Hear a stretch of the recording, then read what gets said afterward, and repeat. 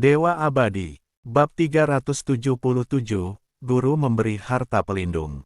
Wajahnya dipenuhi niat membunuh. Belum cukup bagi kepala gerbang harimau hitam yang telah memasang 9 formasi besar di tanah 9 sekte, memancing gelombang serangan monster.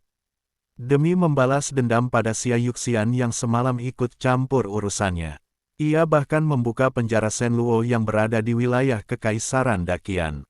Benar-benar pantas mati, Xia Yuxian berkata dengan suara berat. Aku akan segera menuju penjara Shenluo. Sebisa mungkin menahan para tahanan yang belum berhasil kabur.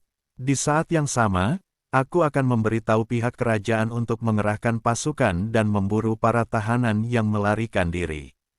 Meng Bucheng mengangguk tegas. Baik, kau berangkat lebih dulu. Aku akan segera mengatur personel Istana Sembilan Mulia untuk menuju wilayah sekitar. Sebanyak apapun yang bisa ditangkap kembali, kita tangkap. Xia Yuxian mengangguk. Sebelum pergi, ia melirik Zhou Qingyu. Dalam kondisi genting seperti ini, ia memang tidak punya waktu untuk mengurusnya. Ia mendengus ringan. 1 bulan lagi, datang sendiri ke Daqian untuk melapor. Jangan sampai aku yang harus menjemputmu. Suang-suang, kita pergi. Xia Suang-suang mengikuti di belakang. Sebelum pergi, ia mengepalkan tinjunya ke arah Zhou Qingyu dan mendengus. Anggap saja kamu sedang beruntung. Benar-benar menyebalkan, padahal sudah hampir bisa membereskan pria itu. Tapi justru terjadi kekacauan besar. Zhou Qingyu melambaikan tangan sambil tersenyum. Selamat jalan, tidak perlu diantar. Keberuntungannya memang luar biasa. Awalnya ia pikir kali ini pasti celaka. Tak disangka, penjara Shenluo malah dibuka. Karena kalian semua sudah mendengar situasinya, sekarang aku akan segera mengatur sebagian personel. Bersiap dan langsung berangkat ke penjara Shenluo. Begitu kata-kata itu keluar, wajah para murid laki-laki yang hadir langsung berubah. Bahkan Chen Xuanguang pun terlihat serius. Ketua istana, misi ini, apakah sangat berbahaya? Bukan hanya dia, Ouyang Xuan memang tidak berbicara, tetapi ekspresi takut di wajahnya jelas bukan pura-pura. Penjara Shenluo, salah satu tempat paling menakutkan di seluruh benua. Menurut rumor, penjara Shenluo menahan para penjahat paling kejam dalam 100 tahun terakhir. Di antara mereka ada Raja Iblis Golok Emas yang terkenal di tanah 9 sekte. Demi melatih teknik goloknya, ia membantai 10 kota kecil hingga tak bersisa. Ada pula si Iblis Zhang dari wilayah Istana Dewa Senjata, yang namanya saja sudah membuat orang gemetar. Demi menempa senjata ilahi yang melampaui pemimpin Istana Dewa Senjata, ia tega membunuh ratusan pendekar dan mengambil tulang mereka sebagai bahan. Ada juga pengkhianat Kekaisaran Daqian, Markis Berdarah Dingin. Sebagai bangsawan Daqian, ia memberontak saat penguasa sebelumnya wafat. Jumlah korban pembantaian mencapai lebih dari 10.000 orang. Selain itu, ada pula seorang penjahat kejam tingkat inti emas lapis ke-9 dari gerbang harimau hitam. Perempuan racun Yuansa. Ia dulunya adalah adik seperguruan kepala gerbang harimau hitam dan bersaing memperebutkan posisi pemimpin. Demi mencapai tujuannya, ia meracuni 8 kepala cabang yang menentangnya dalam 1 malam, beserta puluhan murid. Akibatnya, para murid elit gerbang harimau hitam terputus generasinya. Hampir menyebabkan sekte itu musnah. Mereka semua hanyalah yang terkenal dan dikenal namanya. Selain mereka, masih ada tak terhitung penjahat kejam lainnya. Tak satu pun mudah dihadapi. Mengirim mereka untuk memburu para tahanan seperti itu. Siapa yang tidak gentar? Bahaya tentu ada, kata Meng Bucheng tanpa menutup-nutupi. Namun tentu saja, aku tidak menyuruh kalian pergi untuk mati sia-sia. Tugas utama kalian adalah menyelidiki keberadaan para tahanan. Jika mampu menanganinya, selesaikan sendiri. Jika tidak sanggup, segera laporkan pada para kepala aula dan wakil ketua istana yang ikut bersama kalian, biar mereka yang bertindak. Mendengar itu, semua orang akhirnya menghela napas lega. Jika hanya misi pengintaian, risikonya jelas jauh lebih kecil. Namun tentu saja, itu tidak berarti sepenuhnya aman. Kalau sampai bertemu salah satu dari 4 penjahat teratas tadi, meski punya 9 nyawa pun, tetap tidak akan selamat. Karena itu, di hati mereka masih ada penolakan terhadap misi ini. Sampai akhirnya Meng Gucheng kembali berkata, "Tentu saja, aku tidak akan membiarkan kalian mengambil risiko tanpa imbalan. Misi ini akan dinilai berdasarkan jasa. Aku akan mengeluarkan beberapa harta langka dari gudang harta sebagai hadiah." Setelah berpikir sejenak, Meng Gucheng berkata, "Peringkat pertama akan mendapatkan 1 jimat petir langit yang kutempa sendiri. Soal kekuatannya, tak perlu aku jelaskan lagi, bukan?" "Apa?" Para murid langsung meledak dalam kegembiraan. Jimat petir langit, itu adalah jimat yang hanya bisa dibuat oleh Meng Gucheng sendiri. Saat diaktifkan, ia dapat memanggil petir dari langit untuk memusnahkan musuh. Kekuatannya setara dengan kultivator inti emas lapis ke-9. Jika digunakan saat hujan badai, ia bisa memanggil lebih banyak petir. Konon, kekuatan puncaknya bahkan bisa menyamai inti emas lapis ke-9 sempurna. Jimat petir langit sangat sulit dibuat. Bahkan seorang kultivator tingkat Yuan Ying seperti Meng Gucheng membutuhkan waktu 1 bulan penuh untuk membuat 1 lembar. Sebagai ketua istana yang sibuk, mana mungkin ia punya waktu membuat banyak. Jumlah jimat petir langit yang diketahui saat ini tidak lebih dari 10 lembar. 1 lembar di gudang harta saja. Bahkan kepala aula harus mengumpulkan jasa selama 5 tahun untuk menukarnya. Sekarang, hanya dengan menjalankan misi pengintaian yang risikonya relatif kecil, mereka berpeluang mendapatkannya. Tak heran para murid begitu bersemangat. Bahkan para kepala aula pun pasti iri. Peringkat kedua dapat mempelajari 1 kitab dari 4 teknik rahasia utama Istana 9 Mulia. Para murid kembali meledak kegirangan. 4 teknik rahasia utama Istana 9 Mulia. Masing-masing adalah warisan luar biasa. Bahkan salah satunya adalah teknik tingkat bumi kelas tinggi. Meski hanya mempelajari sedikit saja, manfaatnya bisa dirasakan seumur hidup. Peringkat ketiga akan memperoleh 1 tanda akses bahan obat tingkat tinggi dari kebun obat. Peringkat keempat, seiring 1 demi 1 hadiah luar biasa diumumkan.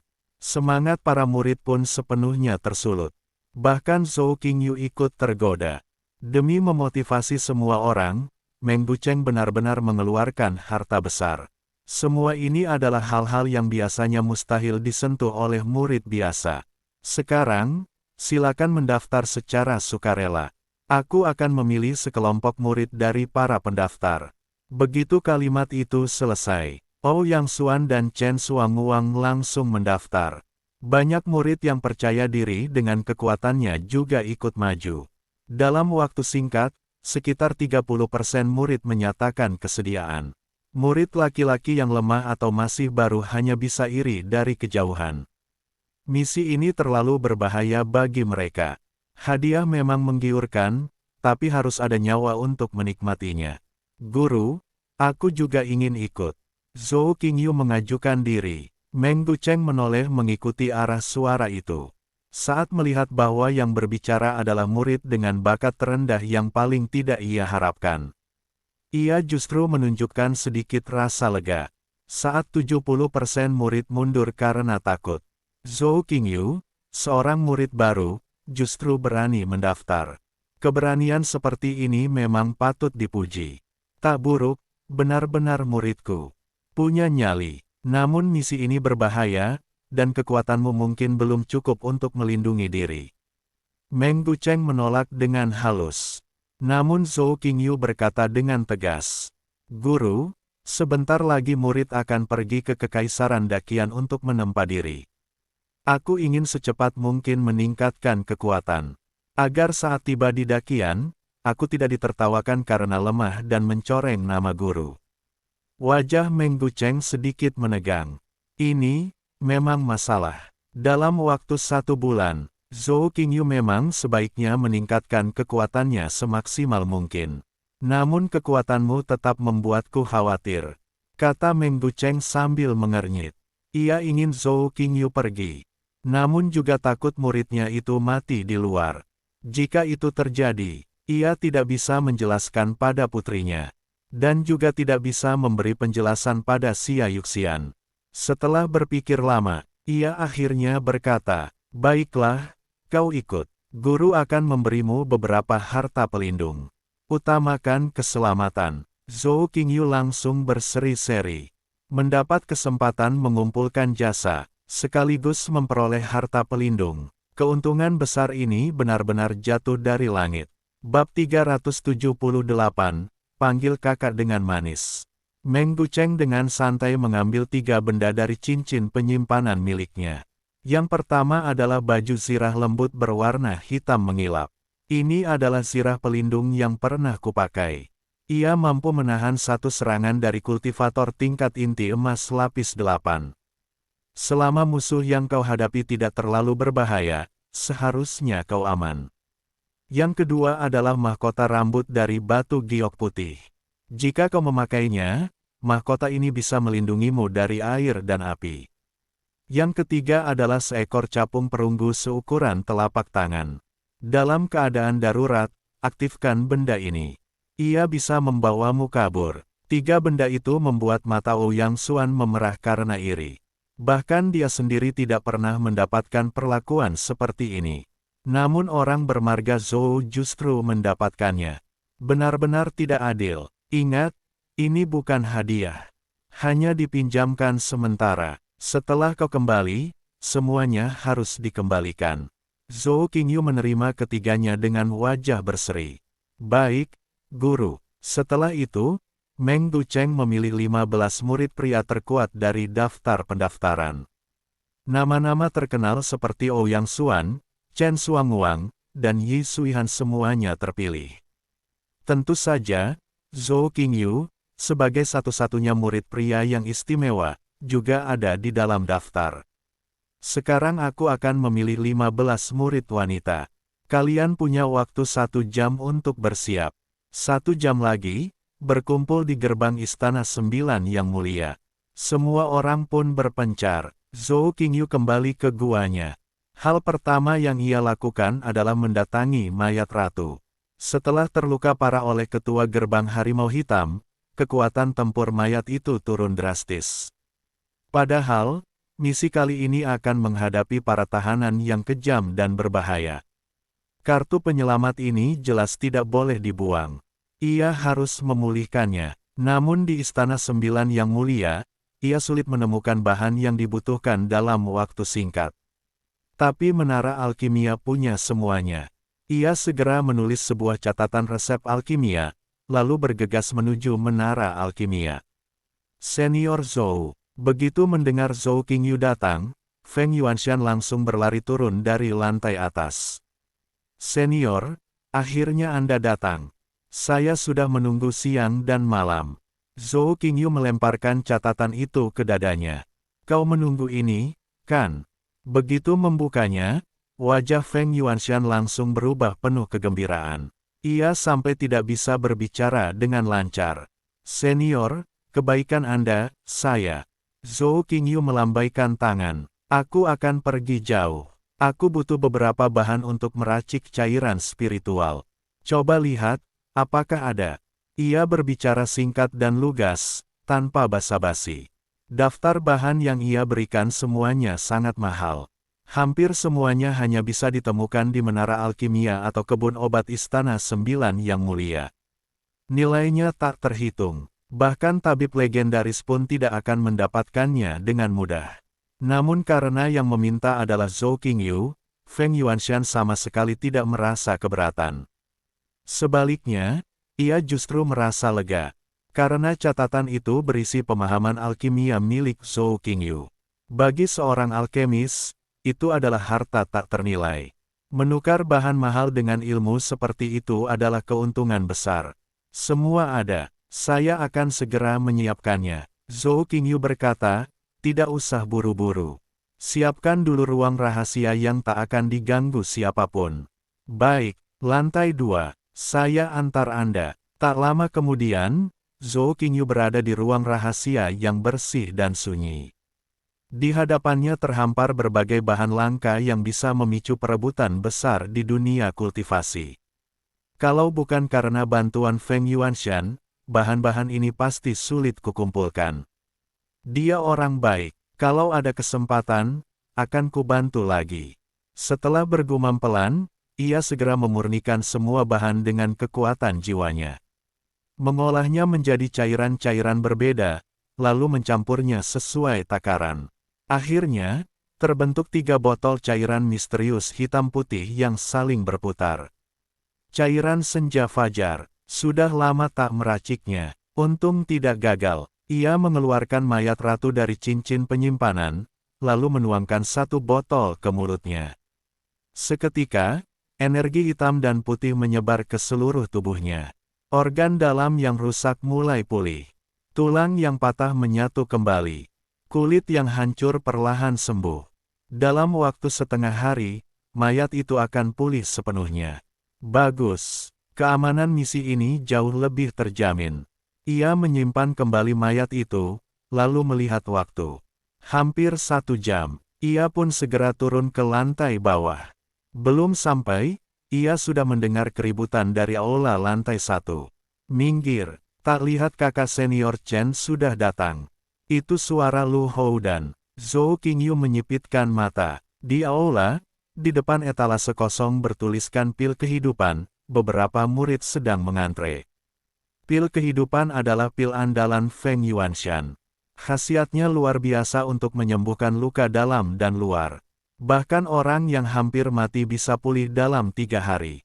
Namun karena bahannya langka dan sulit diracik, pil ini hampir selalu habis.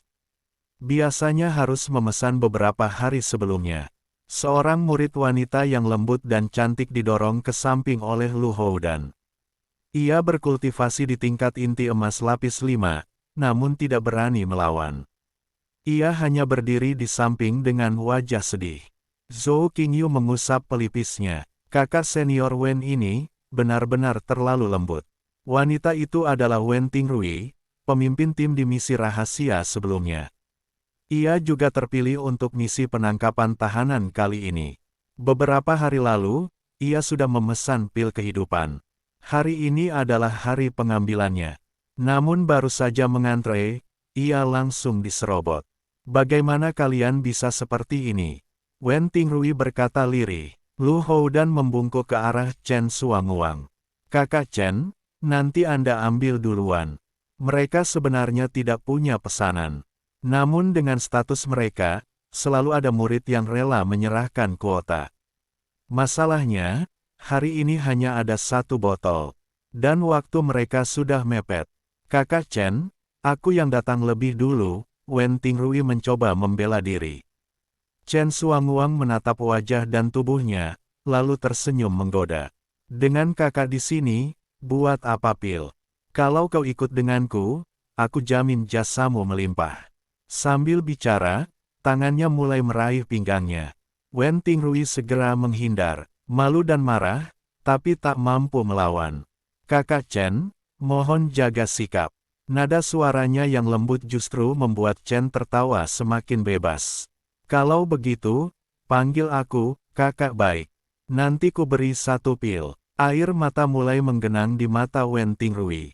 Saat itulah terdengar suara malas namun jelas.